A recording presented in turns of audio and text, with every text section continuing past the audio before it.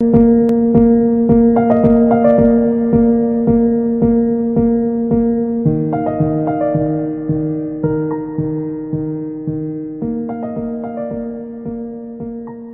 right, Bahamas, happy Mother's Day. Bahamas, happy Mother's Day. Let's go to work. Bahamas, this one could be easy. This one is going to be easy because of the love I have for my mother. This episode is going to be easy, Bahamas. I got a story for you all today. I got a story for all the mothers today. But we can name this episode The Mother and the Fighter, because I feel like to be a mother, you have to be a fighter. So this episode is named The Mother and the Fighter, and I get a message for Mother's Day.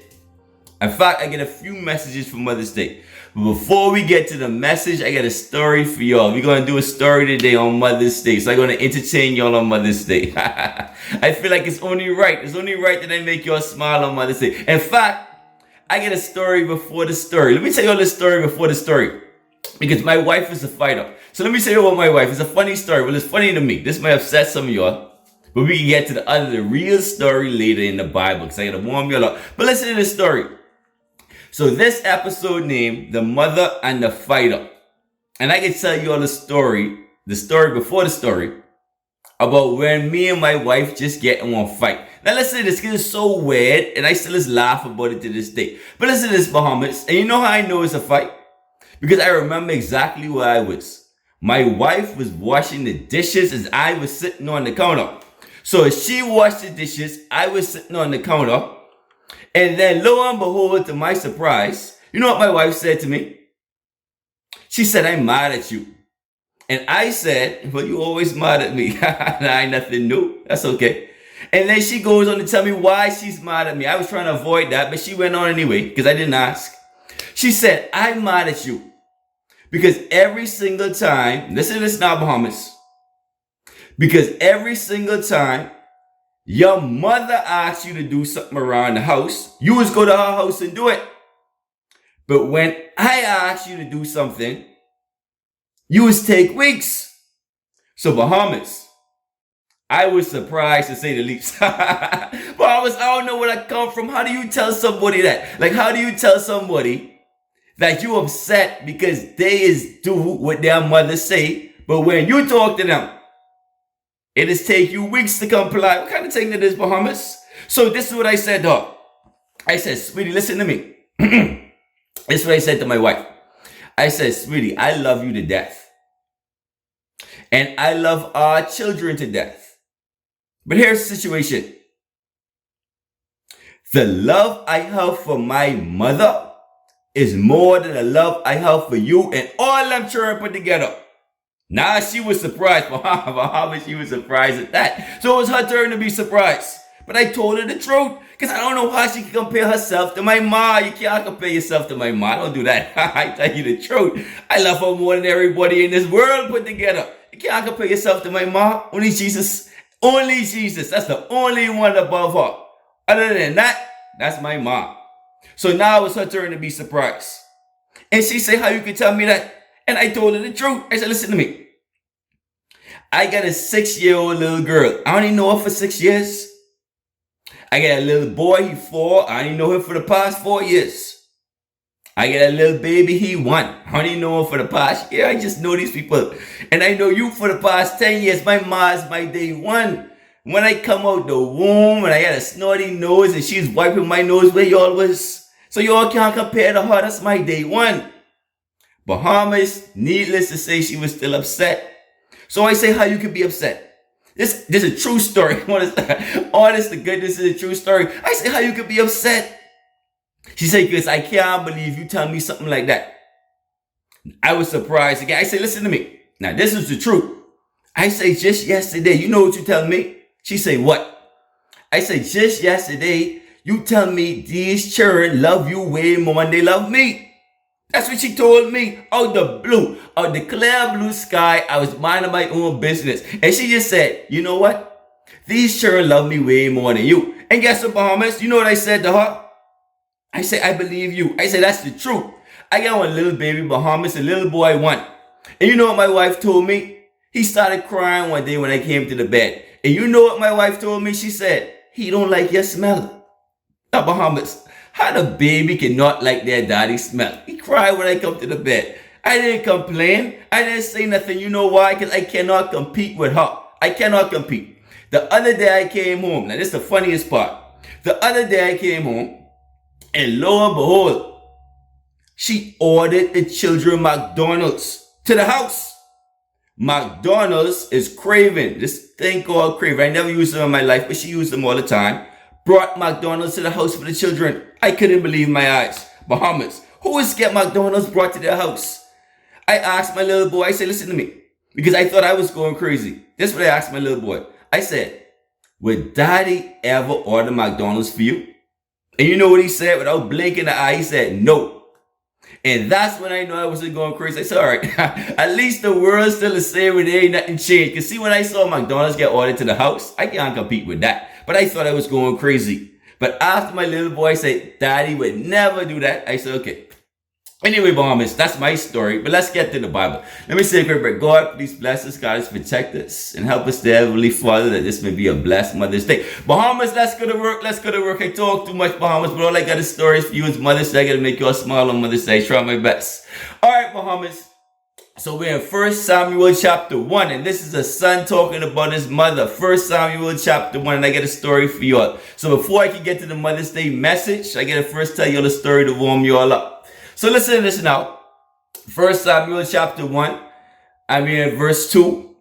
And like I said, this is the mother and a fighter, because most mothers are fighters. And so when me and my wife get into a fight, I don't even try to win. Because most mothers are fighters. So listen to this. And Elkanah had 2 wives. The name of one of his wives was Hannah, and the name of the other was Peninnah. And Peninnah had children, and Hannah had no children. All right, Bahamas.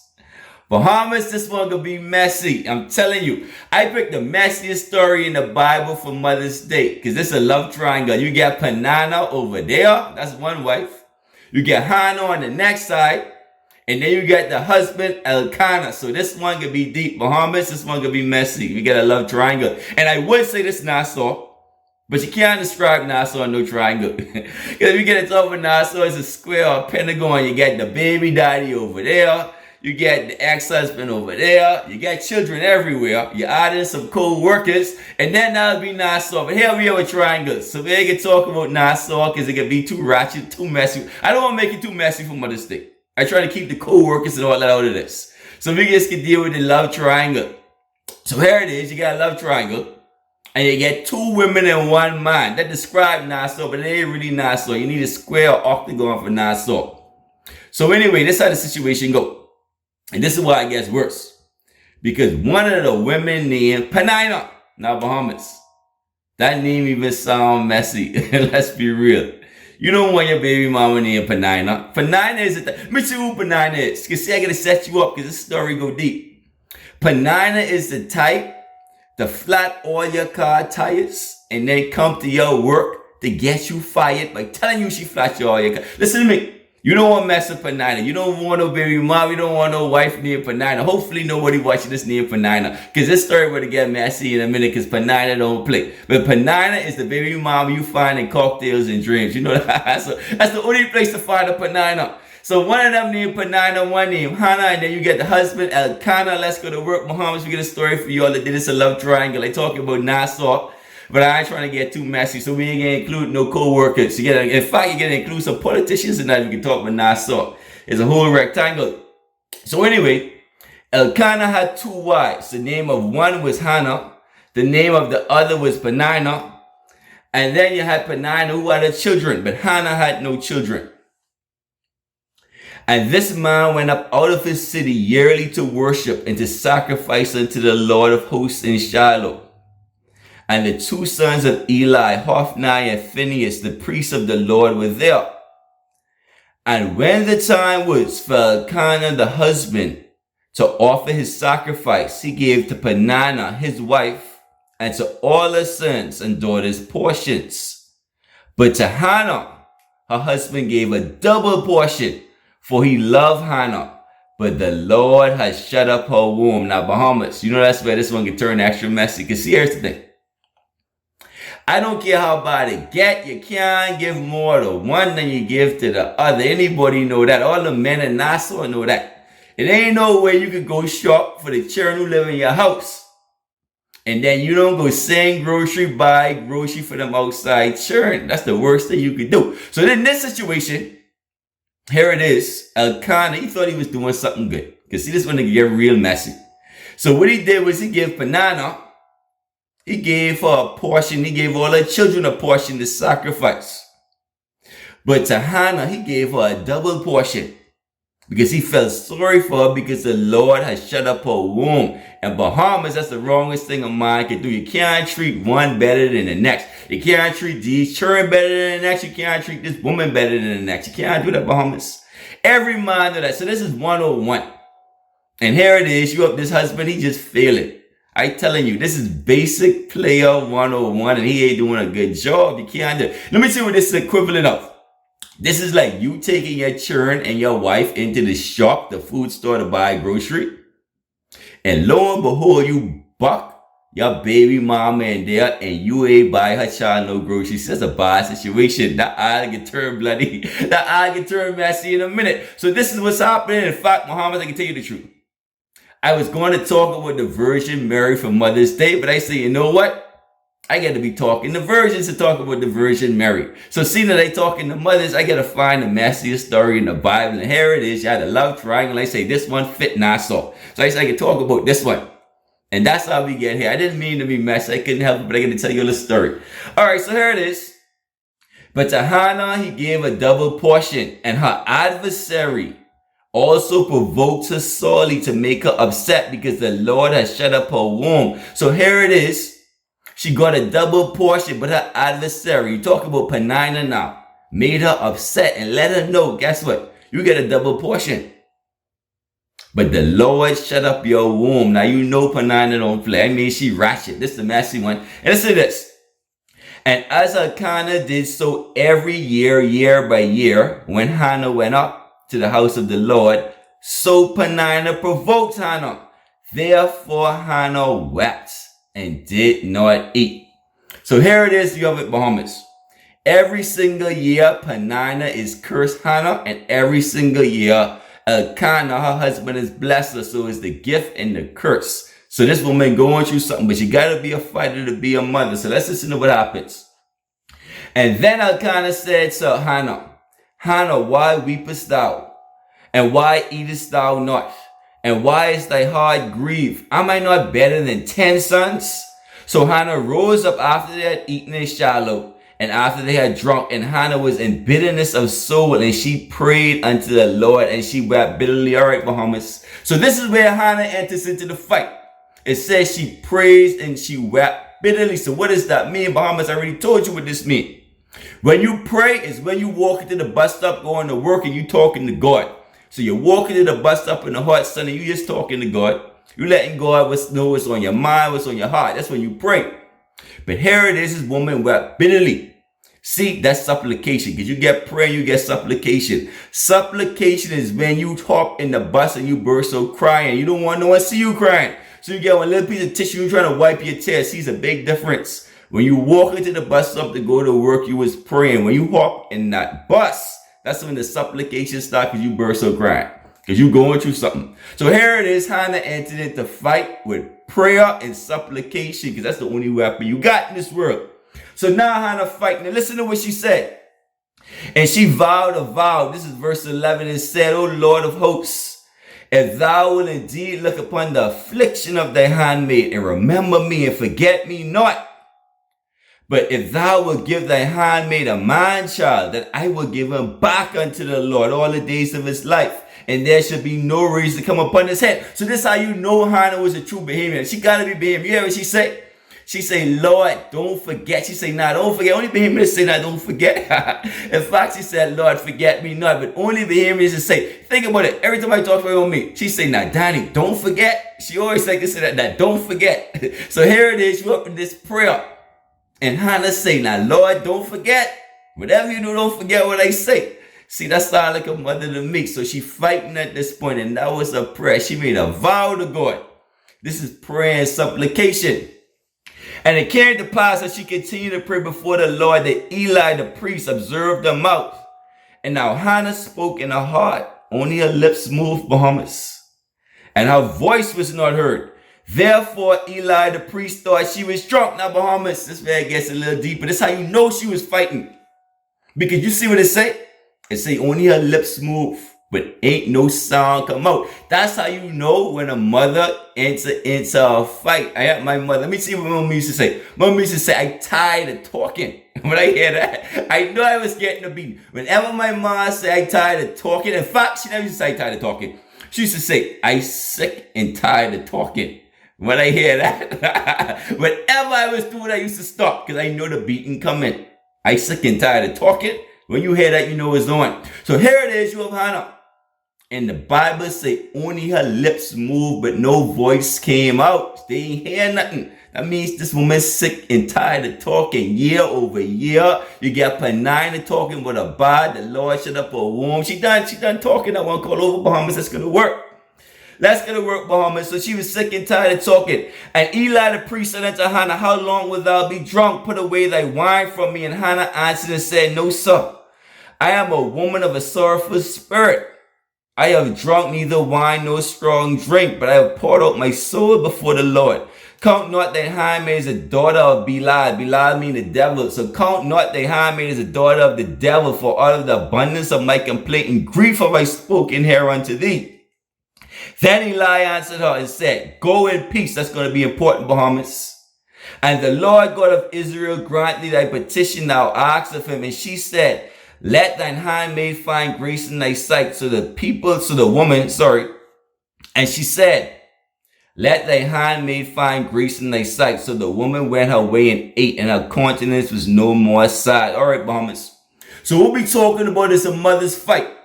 Let me wrap this one up. It's as simple as this. Before I get to the message, let me wrap this story up. It's a mother's fight. And here it is, you got two mothers. You got Penina and you got Hannah, and both of them were fighting over the same man. Bahamas, you can't even take sides in that. That happens every day. Every single day you get women fighting over the same man. We can't take sides.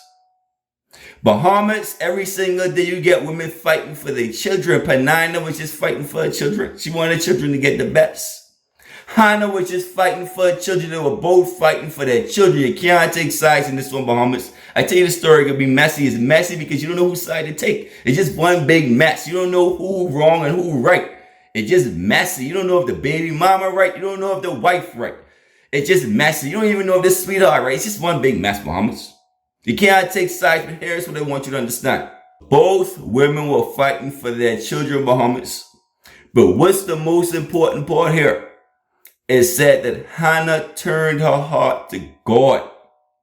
Because see, now you fighting for peace. You fighting for the Prince of Peace. The important part here is when Eli said, go in peace. Because see, now you fighting for Christ.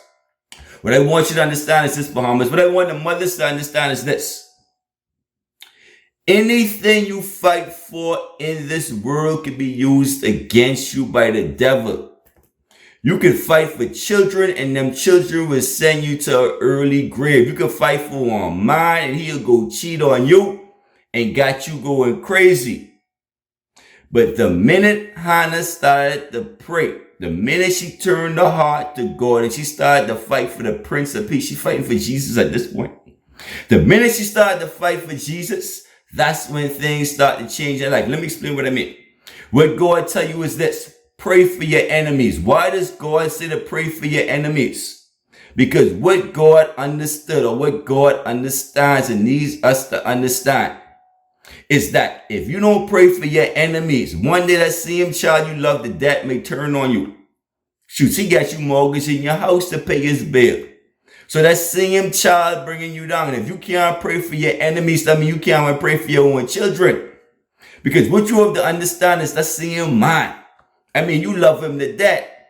He got you counting lampole because he cheating on you. He got you going crazy. You walking around Nassau counting lampole because you think you're looking for him. You can't find him. So the only thing you could be doing is counting lampole. So you're counting lampole, walking around Nassau because the devil could use anything in this world against you except for prayer.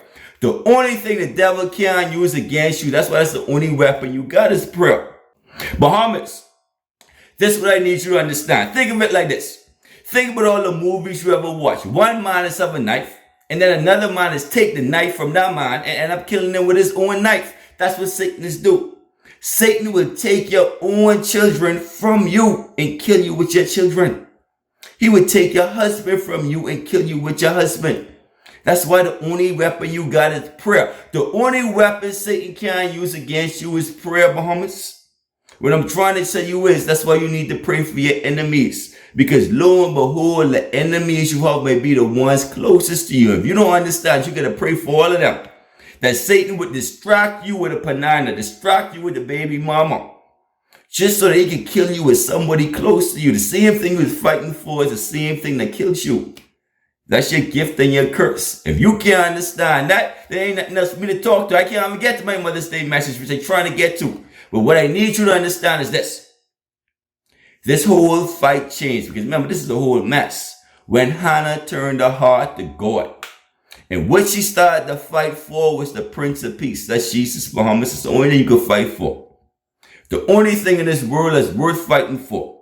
Because the only weapon you got in this world is prayer. Because prayer is the only weapon Satan can use against you. The Bible says children are like arrows in a quiver. And you blessed to have them. But Satan will use them against you. If you don't believe Satan will use your own children against you, let me explain this to you. Satan took 1/3 of the angels out of heaven. Imagine that. 1/3 of the angels followed Satan. So if Satan could take 1/3 of the angels, you don't think he'd take all your children? Come on, that's easy work, Muhammad. That's good work. Now it's time for the Mother's Day message. Now that I already set the stage, now that I already tell you the story, let's talk about the Mother's Day message. I get 3 messages. So hold on tight. This is the first message. We starting in verse 10. And listen to what it says. And Hannah was in bitterness of soul and prayed unto the Lord and wept sorely. The first message is this. Is no person in this world stronger than a praying mother. I'm telling you. Because see, a man can pray. And a man is the head of the household. And he can pray. But the difference between a man and a woman is when a woman start praying. You hear what it says? She wept sorely. See, but I don't even know how to weep sorely, Bahamas. I might cry and pray, but I don't know how to weep sorely. I don't know how to wail. You can imagine you get a praying woman who wailing and crying on God's shoulder. I can't do nothing with that. There's no way I can compete with that. That's why, hey, that's the one thing I don't do is widows and orphans. I don't touch. Never. Because if they go to God and cry about me, ain't nothing I can do about that. In fact, let me go deeper with that one. Let me tell you how important prayer is and how important a mother's prayer is. Look at the school system in the United States. Before they was talking about transgender and all that funny stuff going on in the United States, you know what the problem is?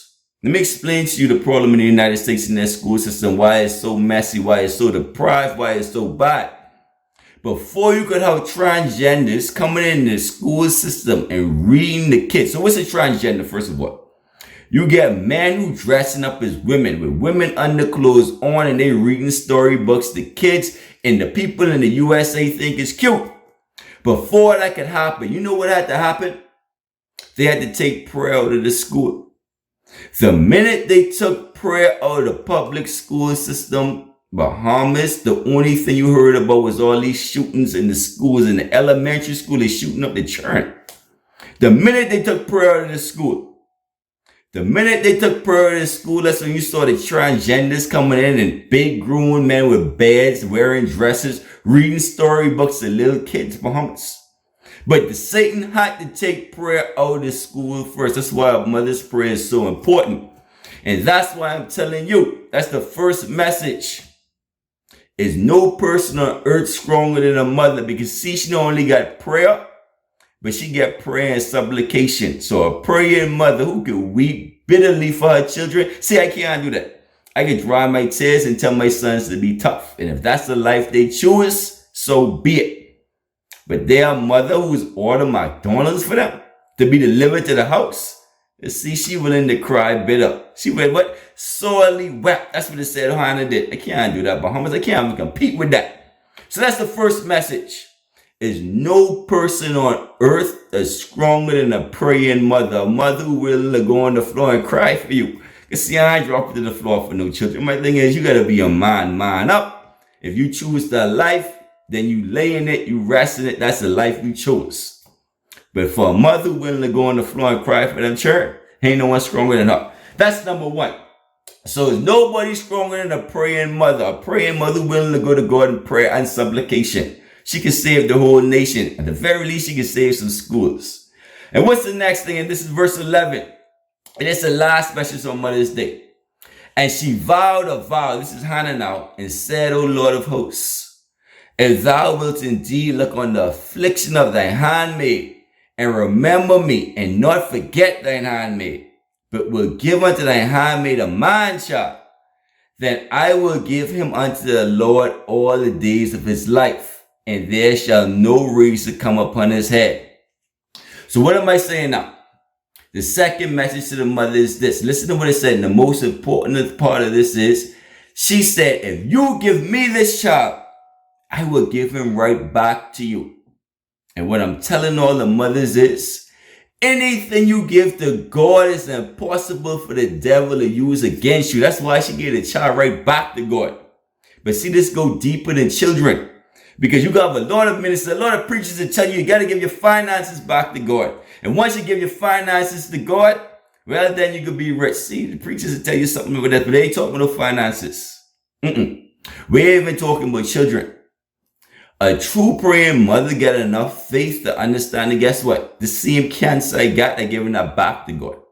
Because what did it say? It said about Hannah, it said, Hannah's womb was closed by the Lord. See, she had enough faith to understand. I don't care if people working OB on me. I don't care how I get like this. Guess what?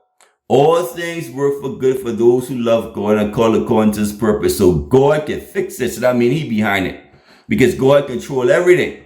So what I'm trying to tell you is what Hannah understood is anything I give to God, he can fix. I give my children to God. I give this cancer to God because God gave both of them to me. So I give both of them back to him. For him to fix that mess. So that's the message, Bahamas. So it's two messages. Let me recap that. So message number one is nobody stronger than a praying mother. A mother willing to go to God in prayer and supplication. We saw it in Hannah's case. We see it all over the world. This world is a mess because they start praying. And then the second message is anything you pray for, give it right back to God. Because then it's impossible for Satan to use it against you. Because anything on earth Satan can use against you. I don't care what it is. But as long as you give that back to God, he can never use it against you. God, please bless us. God, protect us. And help us to remember that in all things, Heavenly Father, to fight for the Prince of Peace, to fight for peace, to fight for Jesus. In Jesus Christ's name we pray. Amen.